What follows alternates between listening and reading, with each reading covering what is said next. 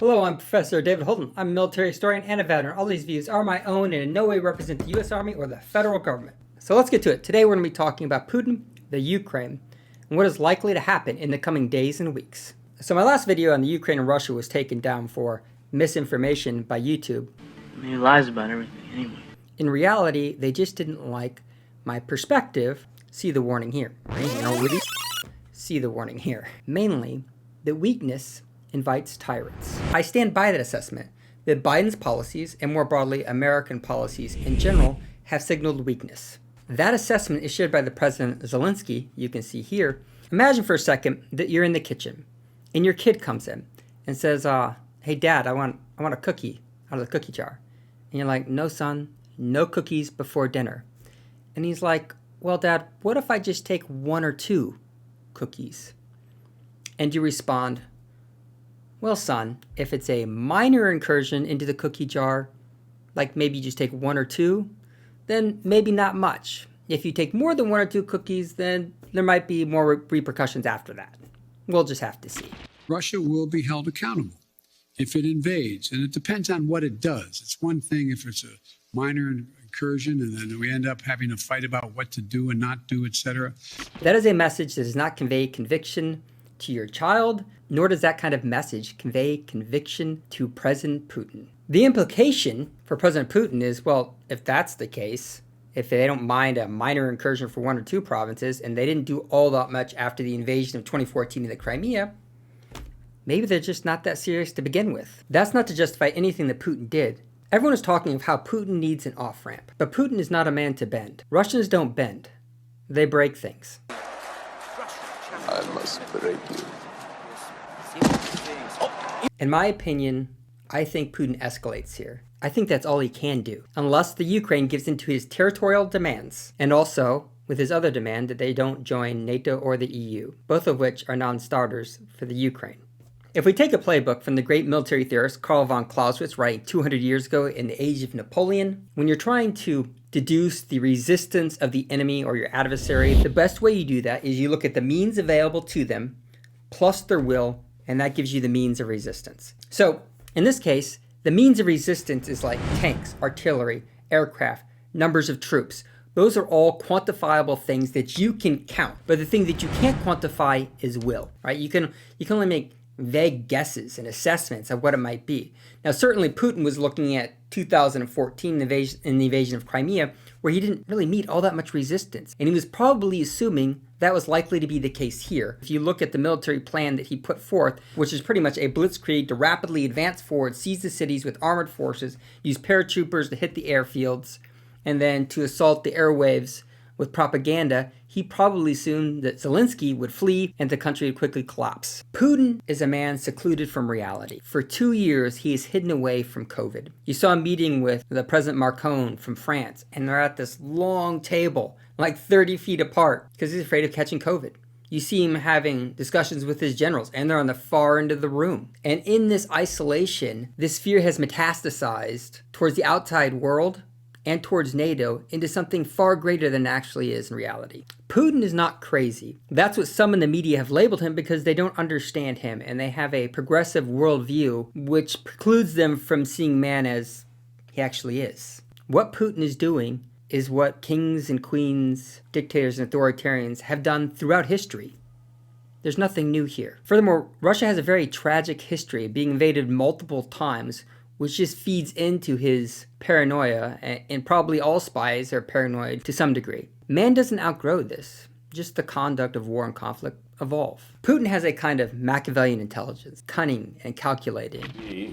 You were serving the agency that protected the ideology of communism. Once communism went away, you made a U-turn. Is there an ideology at the heart of Vladimir Putin, or are you ultimately just a pragmatic man? And if we speak about my personal views, I believe the communist idea is a beautiful but harmful fairy tale. It is clear that the state cannot exist on this as a foundation. It is also obvious that there is nothing that can substitute this ideology except democracy. If you want a caricature, think of a James Bond villain. That's pretty much what Putin is. The Soviet Union will be pleased to offer amnesty to your wayward vassal. The Soviet Union? I thought you guys broke up. Yes, that's what we wanted you to think. Putin casts himself in the mold of czars of old. He sees himself almost perhaps in messianic terms, serving the greater interests and good of Russia as a whole, at least as he sees it. If you listened to Putin last week, you heard him talk about the Ukraine and Russia and how he sees them as one and indivisible, that they should not and cannot be separated. This is almost like a spiritual crusade for him, since the Eastern Orthodox Church has its origins within the Ukraine itself. In fact, the main cathedral for the Russian army has a floor made of steel. That steel comes from melted down Nazi tanks from the Second World War. And Putin is also a man who's in the twilight years of his life and sees it as his job, if he is to reach the status of some of the great czars of old, then it is his job to expand the borders of Russia, to re-encompass all that which was lost. I'm not justifying any of this. I'm just telling you how he sees this. The only thing that prevents his demise at the hands of his successor, just stuff that leads to your eventual demise, or being handed over for war crimes after this is concluded, is maintaining his power, which means he will likely die as the president of Russia, because he can't trust anybody that follows after him not to turn him over. Nor can he trust that no one's going to put a bullet through his head after he retires. In many ways, he's both president and prisoner. Furthermore, faced with an invasion that by all accounts has gone incredibly poorly for him, he's left really with two options. Either he can sue for peace or he can double down. But if he sues for peace, he looks weak both internally to those in Russia and to his enemies inside Russia, and he looks weak externally to the whole world. Neither of those are acceptable to Putin, and this is why he's going to double down. Even if Putin opts for peace, it's unlikely that once you cut the strings that animate the puppets, that the puppets are going to stop fighting, that the Ukrainians and their militia are going to stop, that the Russian militias are going to stop, is highly unlikely. Normally, in offensive operations, as a rule of thumb, you want 3 attackers for every 1 defender. In offensive operations against cities, you often want 5 attackers for every 1 defender, if not a ratio of 6 to 1. Total Russian ground forces are 490,000 soldiers versus the Ukrainians at about 125,000, which would give you roughly a 4-to-1 odds. But that sounds pretty good. Approximately 3,720 to 1. Never tell me the odds. But that's not the whole story here. The Russians advanced into the Ukraine with about 200,000 soldiers, give or take, which really gives them a ratio of 2 to 1. So right there, we're already below the bar of the necessary 3 to 1. We're at 2 to 1. Those are not good. That's not good enough. So sitting at roughly a 2 to 1 odds in favor of the Russians, not exactly what you want, but it gets worse for the Russians, because once you call in Ukrainian reserves and the militias, well, now you're looking at more of like a 1 to 1 ratio. We're gonna lose this war.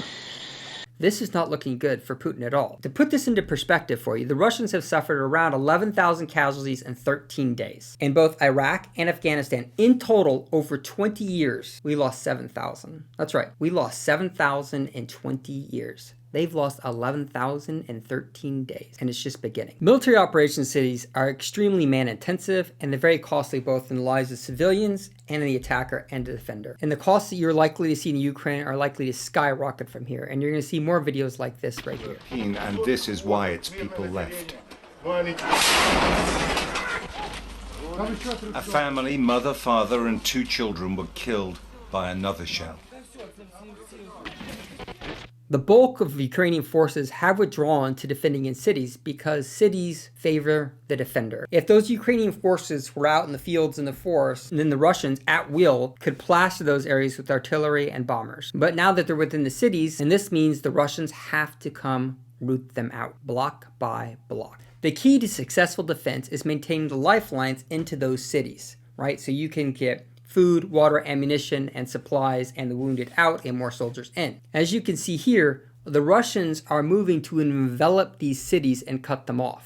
Now, there are 4 ways that this can be done. Number 1, they can encircle the city and isolate it, right? So you can't get ammunition, food, water, and more soldiers into the city. Once you have it isolated, you can then move block by block, eliminating resistance. It's extremely costly to the attacker and to the defender and to any civilians still in the area, and will likely result in destruction of large portions of the city. The second option is to seize portions of the city and then take successive chunks using air power and artillery to support your advance. It takes more time, but if you're the Russians, hopefully it reduces your casualties. And you can inflict more casualties on the Ukrainians as they counterattack your positions that you're holding within the city. Option number 3, which is one the Russians really like to employ, which is you just use artillery and air power to level the city. Extremely costly to the defender and to civilians within the city, and it turns the city to rubble, and there's nothing really left to take. But it does save a lot of Russian lives if he chooses that option. However, such an operation would even make him more of a pariah than he already is. Option number 4, which also reduces Russian casualties, is again, you encircle the city, but this time, much like in the medieval movies that you've watched, after the city's encircled, you sit back and you just starve it out. Right? You just cordon it off, you encircle it, you sit on the outside, you prevent resupply, you just starve the defenders and the civilians into submission. The question remains, which option will he choose? And will he choose to take a portion of Ukraine, or will he choose to take all of the Ukraine? Well, with the forces he has available, and with the fight that the Ukrainians are putting up armed with weapons from NATO, EU, and the United States, it seems unlikely that he has the forces on hand to take all of the Ukraine. That said, even if he does manage to take all of the Ukraine by redeploying more forces to the region, just because you take it doesn't mean you control it. In other words, he could potentially control the major city hubs, but then transiting between the hubs and resupplying those hubs would become extremely dangerous, because every time a resupply convoy has to go from point A to point B, it's going to encounter massive resistance and ambushes all along the route. But if he doesn't take all of the Ukraine, then the United States and NATO can continue to resupply the Ukrainian military. So Putin really has no good options here, but to continue to escalate up the ladder. So they could very well even employ tactical nuclear weapons, which would be tragic for the Ukraine and the world. Okay, I had even more, but this video has already gone way too long. If you like this video, please support me at David W. Holden or at Patreon, links down below. I hope you enjoyed that. Thank you, and God bless you. And keep those Ukrainians in your prayers.